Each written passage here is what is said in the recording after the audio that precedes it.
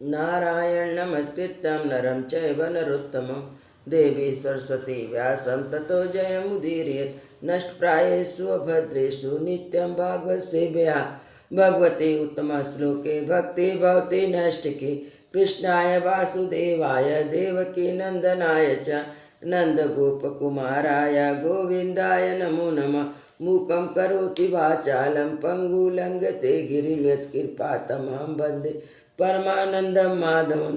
श्रीमद्भागवत महापुराण चतुर्स्कंद अध्याय 28। पुरंजन को स्त्री होने की प्राप्ति और अभिज्ञात के उपदेश से उसका मुक्त होना। श्री नारद जी कहते हैं, राजन, फिर भय नामक यमन राज के आज्ञाकारी सैनिक प्रज्वार और कालकन्या के साथ इस पृथ्वी तल पर सर्वत्र विचरने लगे। एक बार उन्होंने बड़े वेग से बूढ़े सांप से सुरक्षित और संसार की सब प्रकार की सुख सामग्री संपन्न पुरंजनपुरी को घेर लिया। तब जिसके चंगुल में फंसकर पुरुष शीघ्र ही निसार हो जाता है, वह काल कन्या बलात् उस पुरी की प्रजा को भोगने लगी। उस समय यवन भी काल कन्या के द्वारा भोगी जाती हुई उस पुरी में चारों ओर से भिन्न भिन्न द्वारों से घुसकर उसका विध्वंस करने लगे। पुरी के इस प्रकार पीड़ित किए जाने पर उसके स्वामी तत्व का अभिमान रखने वाले तथा ममताग्रस्त बहुकुटुंबी राजा पुरंजन को भी नाना प्रकार के क्लेश सताने लगे।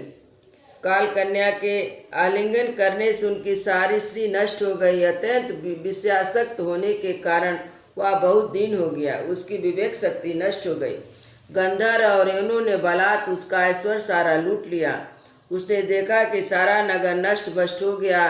पुत्र पौत्र भृत्य और आमर्तवर प्रतिकूल होकर अनादर करने लगे। स्त्री स्नेह शून्य हो गई है। मेरी देह को काल कन्या ने बस में कर रखा है और पांचाल देश शत्रुओं के हाथ में पड़कर भ्रष्ट हो गया है। यह सब देखकर राजा पुरंजन अपार चिंता में डूब गया और उस समय विपत्ति से छुटकारा पाने का कोई उपाय नहीं दिखाई दिया। काल कन्या जिन्हें निसार कर दिया था, उन्हीं भोगों की लालसा से वह दीन था। अपनी परलौकिक गति और बंधुजनों के स्नेह से वंचित रहकर उसका चित्त केवल स्त्री और पुत्र के लालन पालन में ही लगा हुआ था। ऐसी अवस्था में उसे बिछुड़ने की इच्छा न होने पर भी उसे उस पुरी को छोड़ने के लिए बाध्य होना पड़ा, क्योंकि उसे गंधर्व ने घेर रखा था तथा काल कन्या ने कुचल दिया था। इतने ही यवनराज भय के बड़े भाई प्रज्वर ने अपने भाई का प्रिय करने के लिए सारी पुरी में आग लगा दी थी। जब वह नगरी जलने लगी तब पूर्ववासी सेवक बिन संतानवर कुटुंब स्वामियों के सहित कुटुंब वत्सल पुरंजन को बड़ा दुख हुआ। नगर को काल कन्या के हाथ में पड़ा देख उसकी रक्षा करने वाले सर्प को भी बड़ी पीड़ा हुई, क्योंकि उनके निवास स्थान पर भी यवनों ने अधिकार कर लिया था। प्रज्वर उस पर भी आक्रमण कर रहा था। जब उस नाग की रक्षा में वह असमर्थ हो गया, वह सर्वदा असमर्थ हो गया, तब जिस प्रकार जलते हुए वृक्ष के कुटर में रहने वाला सर्प उससे निकल जाना चाहता है, उसी प्रकार उसने भी महान कष्ट से कांपते हुए वहाँ से भागने की इच्छा की। उसके अंग प्रत्यंग ढीले पड़ गए और गंधर्व ने उसकी सारी शक्ति नष्ट कर दी थी। अतः जब यवन शत्रुओं ने उसे जाते देख कर रुक दिया, तब वह बहुत दुखी होकर रोने लगा। गृहस्थ पुरंजन देह आदि में मैं मेरे का भाव रखने वाले अत्यंत बुद्धिहीन हो गया था। स्त्री के प्रेम फास में फंसकर बहुत ही दिन हो गया था। अब जब इससे बिछड़ने का समय उपस्थित हुआ, तब वह अपने पुत्री पुत्र पौत्र पुत्र वधू दामाद नौकर घर खजाना अन्य जिन पदार्थों में उसकी ममता वर्शेष थी, उन सब के लिए वह चिंता करने लगा। मेरी भार्या तो बहुत घर गृहस्थी वाली है। जब मैं परलोक चला जाऊंगा तो असहाय होकर किस प्रकार अपना निर्वाह करेगी। इसे इन बाल बच्चों की चिंता ही खा जाएगी। या मेरे भोजन किए बिना भोजन नहीं करती। मुझे कोई भूल हो जाती तो मुझे सचेत कर देती। मुझ में इसका इतना स्नेह है। यदि मैं कभी परदेश चला जाता तो विरह व्यथा से सूख कर काटा हो जाती। यूँ तो यह वीर माता तो भी मेरे पीछे क्या गृहस्थ आश्रम का व्यवहार चला सकेगी। मेरे चले जाने पर एकमात्र मेरे ही सहारे रहने वाले पुत्र पुत्री भी कैसे जीवन धारण करेंगे। ये तो बीच समुद्र नाव टूट जाने से व्याकुल यात्रियों के समान बिलबिलाने लगेंगे। यद्यपि ज्ञान दृष्टि से तो शोक करना उचित न था, फिर भी अज्ञानवश राजा पुरंजन इस प्रकार दीन बुद्धि से अपनी स्त्री पुत्र आदि के लिए शोकाकुल हो रहा था। इसी समय उसे पकड़ने के लिए वहाँ भय नामक एवं राज आग धमका। जब एवं लोग उस पशु के समान बात कर अपने स्थान को ले चले, तब उसके अनुचरण अत्यंत आतुर और शोकाकुल होकर उसके पास हाथ हो गए। यवनों द्वारा रोका हुआ सर्प उसी पुरी को छोड़कर इन सबके साथ चल दिया। उसके जाते ही सारा नगर छिन्न भिन्न होकर अपने कारण में लीन हो गया। इस प्रकार महाबली एवं राज के बलपूर्वक खींचने पर भी राजा पुरंजन ने अज्ञानवश अपने हितैषी एवं पुराने मित्र अभिज्ञात का स्मरण नहीं किया। उस निर्दयी राजा ने यज्ञ पशुओं की बलि दी थी। उसकी दी हुई पीड़ा को याद करके उसे क्रोधपूर्वक कुठारों से काटने लगे। वहाँ वर्षों तक विवेकहीन अवस्था को अपार अंधकारमय पड़ा निरंतर कष्ट भोगता रहा। स्त्री की आसक्ति से उसकी यह दुर्दशा हुई थी। अब अंत समय में पुरंजन को उसी का चिंतन बना हुआ था, इसलिए दूसरे जन्म में अनिष्ट से विदर्भ के यहाँ सुंदर कन्या होकर उत्पन्न हुआ। जब विदर्भ नंदिनी विवाह योग हुई, तब विदर्भ राज ने घोषित कर दिया, इसे सर्वश्रेष्ठ पराक्रमी पुरुष ही ब्याह सकेगा। तब शत्रुओं के नगर को जीतने वाले पांडे नरेश महाराज मलयध्वज ने समरभूमि में समस्त राजाओं को जीतकर उसके साथ विवाह किया। उसे महाराज मलयध्वज को एक श्यामा लोचना कन्या, उससे छोटे 7 पुत्र उत्पन्न किए, जो आगे चलकर द्रविड़ देश के 7 राजा हुए। महाराज राजन फिर उनमें से प्रत्येक पुत्र के बहुत बहुत पुत्र उत्पन्न हुए, जिनके वंशधर इस पृथ्वी को मनवंतर के अंत तक तथा इसके बाद भी भोगेंगे। राजा मलयध्वज की पहली पुत्री बड़ी व्रतशीला थी। उसके साथ अगस्त ऋषि का विवाह हुआ। उससे अनेक दृढ़च्युत नाम का पुत्र हुआ और दृढ़च्युत के ईदमह हुआ। अंत में राजर्षि मलयध्वज पृथ्वी को पुत्रों में बांटकर भगवान श्री कृष्ण की आराधना करने की इच्छा से मलय पर्वत पर चले गए। उस समय चंद्रिका जिस प्रकार चंद्रदेव का अनुसरण करती है, पांडे नरेश का अनुसरण किया। वहाँ चंद्रवसा, ताम्रवर्णी, बटोदक नाम की 3 नदियाँ थीं।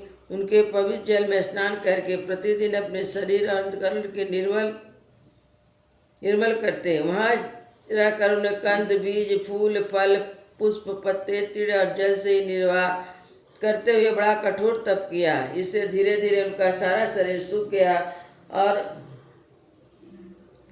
महाराज मलयध्वज ने सर्वसम दृष्टि रखकर शीत, उष्ण, वर्षा, वायु, भूख, प्यास, प्रिय अप्रिय, सुख दुख आदि सभी दंतों को जीत लिया। तप और उपासना से वासनाओं को निर्मूल कर तथा यम नियमों द्वारा इंद्रियां, प्राण और मन को वश में करके वे आत्मा में ब्रह्म भावना करने लगे।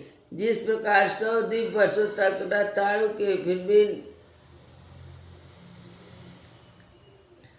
वर्षों तक स्थाणु के समान निश्चल भाव से एक ही स्थान पर बैठे रहे। भगवान वासुदेव में सुदृढ़ प्रेम हो जाने के कारण नित्य समय तक उन्हें शारीरिक आदि का भी भान न हुआ। राजन, गुरु स्वरूप साक्षात श्री हरि के उपदेश किए हुए तथा अपने अंतकरण में सब स्फूर्ति होने वाले विशुद्ध विज्ञान दीपक से उन्होंने देखा कि अंतकरण की वृत्तिका का प्रकाशक आत्मा स्वप्न अवस्था की भांति देह आदि समस्त उपाधि में व्याप्त था, उनसे पृथक भी है। ऐसा अनुभव करके वे सब ओर से उदासीन हो गए। फिर अपनी आत्मा को परब्रह्म में और परब्रह्म को आत्मा में अभिन्न रूप से देखा। अंत में इस अभेद चिंतन को त्याग कर सर्वदा शांत हो गए। राजन, इस प्रकार पति प्राण वैधवी सब प्रकार के भोगों को त्याग कर अपने परम धर्मक पति मलयध्वज की सेवा बड़ी प्रेम से करती थी। वह चीरवस्त्र धारण किए रहती और व्रत उपवास आदि के कारण उसका शरीर अंतकृष्ट हो गया था। उसके सिर के बाल आपस में उलझ जाने के कारण उनमें लट पड़ गई थी। उस समय अपने पति के पास वह अंगार भाव से प्राप्त धूम रहित अग्नि के समान, अग्नि को शांत शिखा के समान सुशोभित हो रही थी। उसके पति परलोकवासी हो चुके थे, परंतु पूर्वता स्थिर आसन से विराजमान थे। इस रहस्य को न जानने के कारण वह उनके पास जाकर उनकी पूर्व सेवा करने लगी। चरण सेवा करते समय जब वह अपने पति के चरणों में गर्मी बिल्कुल नहीं मालूम हुई तो वह झुंड से बिछड़ी हुई मिर्गी के समान चित्त में अत्यंत व्याकुल हो गई। उस बीहड़ वन में अपने को अकेली और दीन अवस्था देखकर बड़ी व्याकुल हुई और बांसुरों की धार स्तनों को भिगोते हुए बड़े जोर से रोने लगी। जब वह बोली, राजन उठिए उठिए, समुद्र में घिरी हुई यह वसुंधरा लुटेरों और अधर्मी राजाओं से भयभीत हो रहा, आप इसकी रक्षा कीजिए। पति के साथ वन में गई अबला इस प्रकार विलाप करती पति के चरणों में गिर गई और रो रो कर आंसू बहाने लगी। लकड़ियों की चिता बनाकर उसने उस पर पति का शव रखा और अग्नि लगाकर विलाप करते करते स्वयं सती होने का निश्चय किया। राजन, इसी समय उसका पुराना मित्र एक आत्मज्ञानी ब्राह्मण वहाँ आया। उसने रोते हुए अबला को मधुर वाणी से समझाते हुए कहा। ब्राह्मण ने कहा, तू कौन है, किसकी पुत्री है, किस लिए तू शोक कर रही है? यह सोया हुआ पुरुष कौन है, क्या तुझे मालूम नहीं? मैं वही तेरा मित्र हूँ जिसके साथ तू पहले विचरा करती थी। सके, क्या तुम्हें अपनी याद आती है? किसी समय मैं तुम्हारे अभिज्ञात नामक सखा था। तुम पृथ्वी के भोग भोगने के लिए निवास स्थान की खोज में मुझे छोड़कर चले गए थे। आर में पहले और तुम एक दूसरे के मित्र और मानस निवासी हंस थे। हम दोनों सहस्त्रों वर्ष तक बिना किसी निवास स्थान के ही रहे थे, किंतु मित्र तुम भोगों की इच्छा से मुझे छोड़कर यहाँ पृथ्वी पर चले आए। यहाँ घूमते घूमते तुमने एक स्त्री का रचा हुआ स्थान देखा जिसमें 5 बगीचे, 9 दरवाजे, 1 द्वारपाल, 3 परकोटे और 6 वैश्य कुल और 5 बाजार थे। यह 5 उपादान कारणों से बना हुआ था। उसकी स्वामिनी एक स्त्री थी। महाराज, इंद्रियों के 5 विषय जिसके बगीचे थे, 9